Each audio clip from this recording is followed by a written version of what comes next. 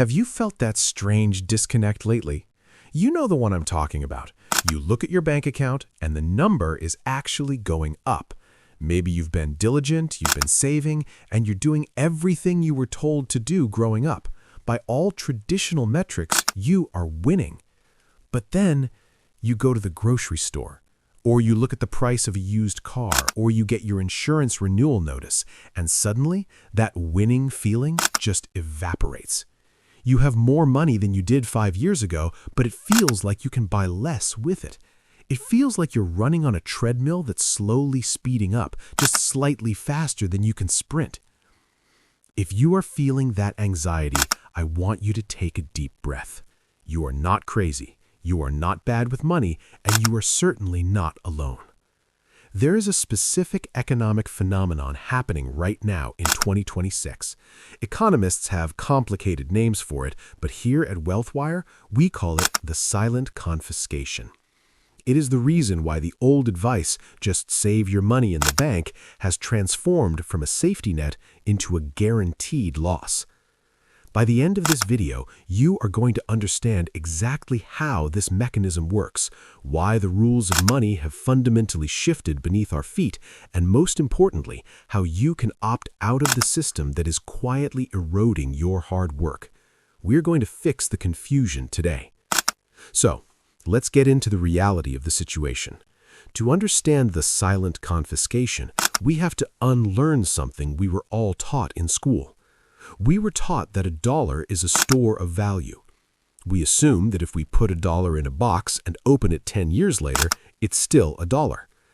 Technically, yes, it is still a piece of paper with a 1 on it, but practically, that logic is broken. Here is what is happening right now. We are living through a period of financial repression. Now, that sounds like a scary conspiracy term, but it's actually a very standard economic tool. It happens when the interest rate you earn on your savings is lower than the real rate of inflation. Let's break that down with a simple example. Let's say your high-yield savings account is paying you 4% interest. That feels great, right? It feels like you're making money. But if the cost of living, food, energy, housing, services, is rising by 7%, what is actually happening? Pause for effect. You aren't making 4%. You are losing 3% of your purchasing power every single year. That 3% gap, that is the silent confiscation. It's a tax that nobody voted for and nobody sends you a bill for. It is simply the value of your labor leaking out of your bank account while you sleep. Now, this brings us to the evidence.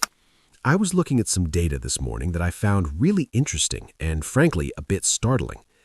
If we look at the real CPI, not just the headline number the news gives us, but the cost of the things we actually need to survive, we see a diverging line. The price of luxury electronics might be stable, but the price of scarcity, things like land, quality food, and skilled labor, is skyrocketing. The banks and the financial institutions know this. They aren't holding cash, they are deploying capital. And yet, the marketing directed at us, the regular people, is still save, save, save. Here is the twist that most people miss. We often think of risk as investing in the stock market or buying real estate. We think, oh, the market might crash. I'll stay in cash because it's safe. But in 2026, the definition of risk has flipped. If you hold cash, you are guaranteed to lose value. That's a 100% certainty. The safe option has become the dangerous option. Meanwhile, owning assets, even volatile ones, has become the only way to preserve the energy you spent working. The WealthWire community asks me all the time, why isn't anyone talking about this clearly? The answer is that it's boring.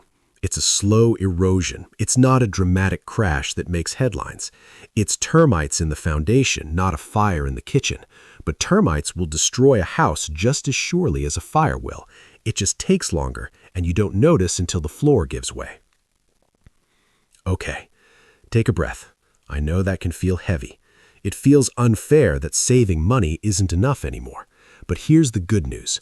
You don't have to be a victim of this. You can position yourself on the other side of the equation. So, what can we do? how do we protect ourselves? I want to share 3 specific shifts, not financial advice, just the strategies I'm personally using to navigate this economy. Shift number 1. Become an owner, not a loaner. When you put money in a bank, you're loaning it to the bank. Stop doing that with your long-term wealth. You need to own things. This could be equities in companies that have pricing power, it could be real estate, or it could be commodities. Owners get paid when prices rise. Loaners get punished. Shift number 2, the you asset. This is the most inflation-proof investment in the world, your ability to earn. In a world where money is cheap, competence is expensive. If you can learn a skill that allows you to increase your income by 10 or 20%, you have just beaten inflation faster than any stock market portfolio ever could have. Invest in your ability to solve expensive problems. Shift number 3. Shorten your time horizon. Don't hold cash for someday. If you know you need to buy a new roof or a car or a big purchase in the next 12 months and you have the money, buy it now. In a deflationary world, you wait because things get cheaper. In our world, this world of silent confiscation, waiting usually means paying a penalty. Now, obviously, I'm just a guy on the internet sharing what I see. I don't know your specific debt situation or your risk tolerance. Always talk to a professional before moving your life savings around.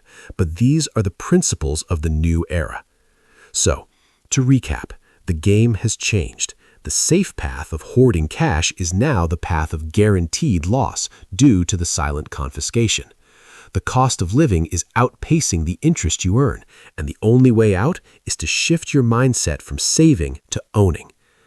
I know this stuff can be overwhelming. We're taught that money is math, but money is actually emotion. It's about security. It's about taking care of your family. And when the rules change, it feels like that security is threatened. But look, times are tough, but we're in this together. The fact that you're here watching this video means you are paying attention. You are already ahead of 90% of the population who are just sleepwalking through this. You have the information, and now you have the power to make different choices. Don't let the fear paralyze you. Let it motivate you to learn, to adapt, and to build a fortress around your financial future that inflation can't touch. If you value this kind of honesty, if you want the truth without the hype and the screaming, then please subscribe to WealthWire. Join this community. We are going to navigate 2026 together, one step at a time. Stay focused, stay smart, and don't let your value erode. I'll see you in the next one.